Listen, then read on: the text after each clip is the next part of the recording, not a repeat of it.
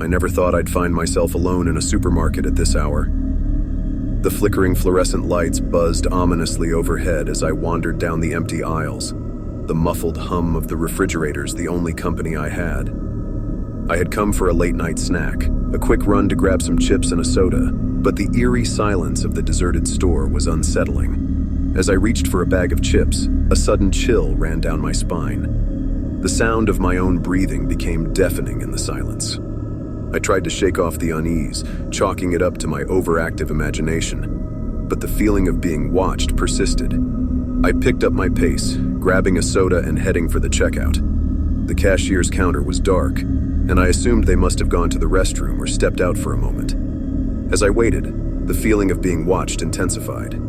I couldn't help but glance around, my eyes scanning the empty store for any signs of movement. That's when I heard it, a soft whisper, like a breeze rustling through leaves. It was a voice, distant and almost unintelligible. I strained my ears, trying to make out the words. "Alone. You're not alone," it seemed to say. Panic crept over me as I realized there was no one else in the store. I abandoned my groceries and took a few cautious steps toward the source of the sound. It led me deeper into the supermarket, past the towering shelves of canned goods and the rows of empty shopping carts. The voice grew louder and more distinct as I got closer, and it was clear now that it was coming from the freezer section. I reached the frosted glass doors, my breath forming misty clouds in the cold air. The whisper was coming from inside one of the freezers. I hesitated for a moment, my hand trembling as I reached for the handle. With a deep breath, I pulled the door open. Inside, the freezer was empty except for a single flickering light bulb. The voice grew clearer, and I finally understood the words. "Alone. Never alone," it chanted, each repetition sending a shiver down my spine. I slammed the freezer shut and stumbled back, my heart pounding in my chest. This couldn't be real. It had to be a prank or a figment of my tired, overworked mind. I needed to get out of here. I rushed back to the front of the store, my footsteps echoing through the empty aisles. The exit was in sight, and relief washed over me. But as I reached for the door, my hand froze in midair. The automatic sliding doors remained closed, and the darkness beyond them was impenetrable. I fumbled for my phone, my fingers trembling as I tried to call for help. No signal. Panic consumed me as I realized I was trapped, alone in this eerie supermarket with a voice that seemed to come from the very walls themselves. Desperation fueled my actions as I made my way back to the freezer section. The voice was louder now, a cacophony of whispers that seemed to surround me. I flung the freezer door open again, determined to confront whatever was inside. This time, I was met with a chilling sight. The freezer was no longer empty. It was filled with rows upon rows of identical frozen bodies. Their eyes were wide open, staring vacantly ahead, and their lips moved in a synchronized, eerie chant. Alone. Never alone. I stumbled back, my mind unable to process the horror before me. How could this be happening? Were they real people, or was this some macabre illusion? My heart pounded, and I could feel the cold sweat on my forehead. In a moment of sheer terror, I turned and ran in the opposite direction, away from the freezer section and toward the back of the store. The voices followed me, their relentless whispers growing louder with each step. The shelves seemed to stretch endlessly and I couldn't find the exit. Finally, I reached what looked like a break room. It was small and dimly lit, with a flickering TV and a worn-out couch. I collapsed onto the couch, gasping for breath, my mind racing to make sense of the nightmare I was trapped in. And then I heard it again, the whisper, right beside me. I turned to see a reflection in the TV screen, a figure standing behind me. It was me, but not quite. My doppelganger grinned, revealing rows of sharp, glinting teeth. Alone.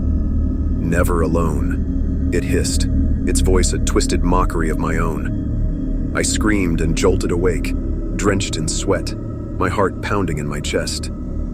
I was back in my own bed, safe from the nightmare that had gripped me.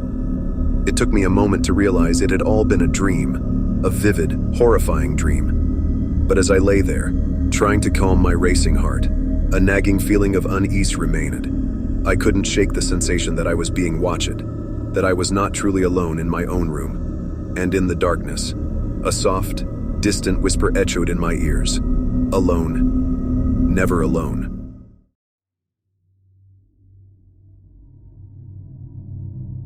The supermarket's automatic doors hissed shut behind me, and the dim overhead lights flickered to life as I stepped into the vast, empty store. Rain hammered against the windows, driven sideways by the relentless thunderstorm that had forced me to seek shelter. I shivered, both from the sudden cold and the eerie silence that enveloped the place. Normally, this supermarket bustled with shoppers, but now it felt like a desolate labyrinth of shelves and aisles. Water droplets trickled down from the ceiling, pinging on the linoleum floor like ghostly whispers. The ominous hum of the refrigeration units added to the unsettling atmosphere. I decided to make the most of my impromptu visit and wandered down the dimly lit aisles. Shelves were stocked with neatly arranged products, their labels reflecting the feeble fluorescent lights. The store's silence was broken only by the occasional creak of the building and the distant rumble of thunder. As I ventured deeper into the supermarket, I couldn't shake the feeling that something was off. My footsteps echoed in the emptiness, but it was as though I wasn't alone. I kept glancing over my shoulder, my heart pounding in my chest. Was it just my imagination playing tricks on me? Or was there really someone, or something, else here with me? I reached the canned goods aisle, its metallic shelves gleaming in the pale light. My hand brushed against a can, sending it clattering to the floor. The sound echoed through the silence, a gunshot in the eerie quiet. I froze, my breath catching in my throat. Then, from the corner of my eye, I saw movement. A shadowy figure darted behind a row of shelves. Panic surged through me. It couldn't be another shopper. The store was locked up for the night. I whispered to myself, "There's no way this can be happening." Summoning every ounce of courage, I cautiously followed the figure. Lightning flashed outside, casting eerie strobe-like patterns through the store's windows. Each flash illuminated the figure, revealing a twisted, grotesque silhouette. It was human-like, but something was horribly wrong with its form. Its limbs were unnaturally long, and its movements were jerky, almost mechanical. I inched closer, my heart pounding in my ears. The figure seemed to be searching the shelves, its bony fingers scraping against cans and boxes. What could it possibly want in this abandoned supermarket? My thoughts raced, but I couldn't tear my eyes away. Another clap of thunder sent a blinding burst of light through the store. For a moment, the figure was illuminated in stark detail. Its face was a twisted mask of pain and despair, its eyes empty voids. It turned toward me, and I saw that it had no mouth, just a gaping maw where its features should be. I stumbled back, my mind struggling to process the horrific sight before me. My instinct was to run, to get as far away from this nightmare as possible. But my legs felt like lead, and I couldn't tear myself away from the ghastly figure. The thunderstorm outside intensified, and the figure seemed to grow more agitated. It moved closer, its disjointed limbs clicking and contorting with each step. I finally found my voice and screamed, a desperate cry for help that seemed to pierce the darkness. And then, as suddenly as it had appeared, the figure vanished. It dissolved into thin air, leaving me alone in the supermarket once more. I stood there, trembling and gasping for breath, unable to comprehend what I had just witnessed. The storm outside began to subside, the rain tapering off to a gentle drizzle. I stumbled back toward the entrance, my legs weak and my mind reeling. As I pushed open the supermarket doors and stepped out into the night, I couldn't shake the feeling that I had glimpsed something beyond comprehension, something that should never have existed. To this day, I can't explain what I saw in that deserted supermarket during that thunderstorm. All I know is that I'll never look at an empty store Aisley in quite the same way again. And when the rain starts to fall and the thunder rumbles, I can't help but wonder what other horrors might be lurking in the darkness, just out of sight.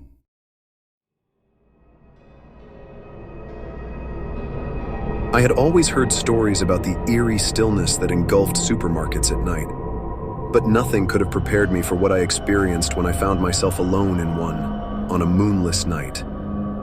It had been a long day at work, and I had rushed to the local supermarket just before closing time to grab some essentials. I had never been a fan of late-night grocery shopping, but desperate times called for desperate measures. The store was dimly lit, and the shelves were mostly empty. The overhead speakers crackled with an announcement about the store's imminent closure. They urged any remaining customers to complete their shopping and make their way to the checkout counters. I picked up a basket and began navigating the nearly deserted aisles. As I wandered through the half-empty store, the harsh fluorescent lights cast long, eerie shadows that seemed to dance along the floor. The silence was overwhelming, a stark contrast to the usual hustle and bustle of daytime shoppers. The only sound that broke the silence was the faint hum of the freezer units and the occasional creaking of the old building. I continued my solitary journey down each aisle, trying to ignore the growing unease that gnawed at me. The rows of empty shelves seemed to stretch on forever, and the items that remained on display looked like relics from a bygone era. As I reached the end of one aisle, I turned into another and froze in my tracks. At the far end of the aisle, I saw a figure standing there, bathed in the dim light. It was a man, or at least it appeared to be one. He stood motionless, facing away from me, his posture oddly stiff.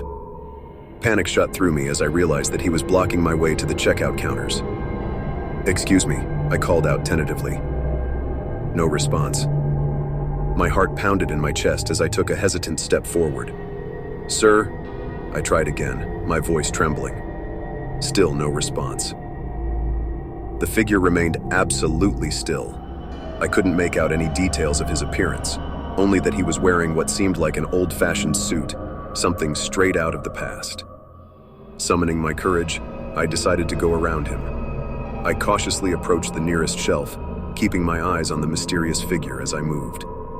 But as I got closer, I realized something that sent shivers down my spine. He had no face. Where his features should have been, there was only a smooth, featureless expanse of skin. My breath caught in my throat, and I stumbled backward in terror. What kind of person had no face? Was this some kind of sick prank or a horrifically deformed individual? My mind raced with possibilities, none of them comforting. I retreated down the aisle, my heart pounding louder with each step. Panic set in as I realized that the man with no face was now blocking my path to the exit. I had to get out of this nightmare. Turning, I sprinted down another aisle, desperately searching for another way out. But no matter which direction I turned, it seemed like the aisles were shifting, rearranging themselves to keep me trapped in this supermarket of horrors. I felt a suffocating sense of dread closing in on me, as if the very building itself was conspiring to keep me there. As I turned a corner, I saw another figure in the distance. This time, it was a woman, also facing away from me.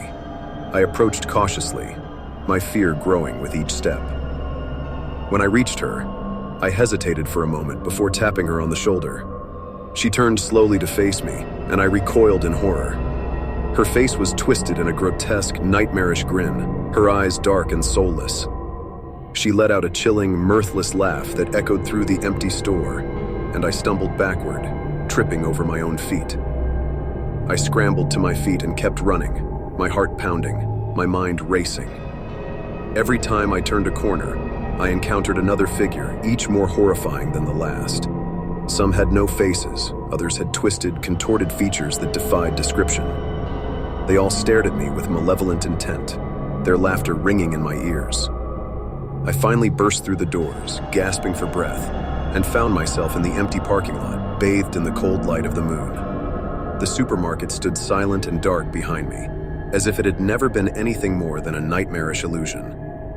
To this day, I can't explain what happened that night. I don't know if it was a hallucination brought on by exhaustion or something more sinister, but I do know one thing.